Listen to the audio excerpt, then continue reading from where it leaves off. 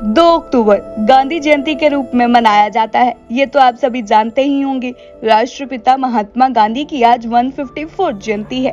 शायद ही ऐसा कोई होगा जिसे महात्मा गांधी के बारे में नहीं पता होगा। गांधी जी भारतीय स्वतंत्रता संग्राम के महान नेता थे, जिन्होंने आजादी की जंग में भारतीयों को एक किया और अहिंसा के मार्ग पर चलकर देश को आजादी दिलाने में अहम योगदान दिए। महात्मा गांधी को कई नामों से संबोधित करके बुलाया जाता है, उनमें से एक नाम है राष्ट्रपिता।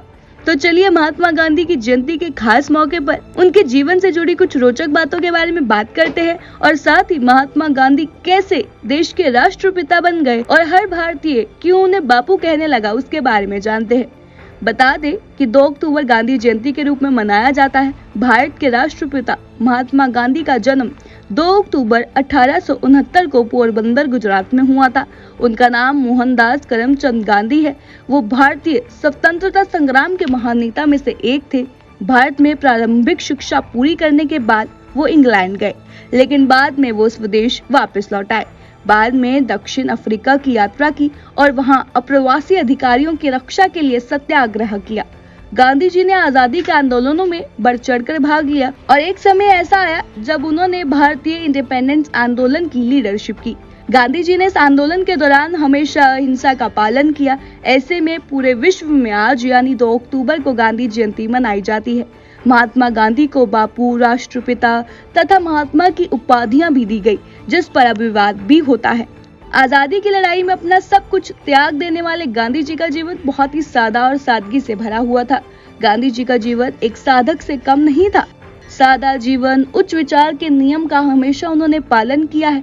गांधी जी ने हमेशा सत्य और अहिंसा का मार्ग चुना है और लोगों को भी प्रेरणा दी है। एक धोती और लाठी के साथ कई पदयात्राओं, कारागारों तक का गांधी जी ने सफर तय किया और समाज में एकता और प्रेम लाने का प्रयास किया।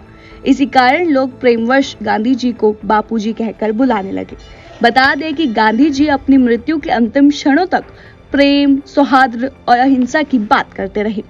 इतिहास के कुछ किस्सों की माने तो नेताजी सुभाष चंद्र बोस और महात्मा गांधी के बीच वैचारिक मतभेद थे, लेकिन नेताजी ने हमेशा महात्मा गांधी का सम्मान किया है।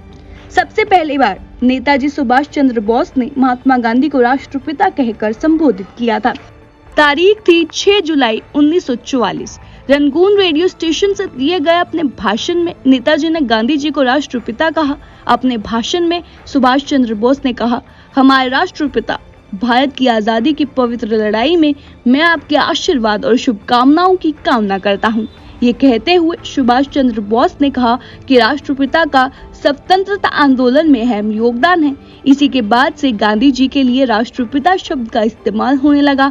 हालांकि राष्ट्रपिता और महात्मा की संज्ञा पर अब लोगों द्वारा कई तरह के बयान दिए जाते हैं, लेकिन महात्मा गांधी ने देश के लिए जो बलिदान दिए हैं वो सदैव देश के राष्ट्रपति कहलाएंगे। ऐसी तमाम और ऐतिहासिक खबरों के लिए जुड़े रहे न्यूज़ बुक के साथ।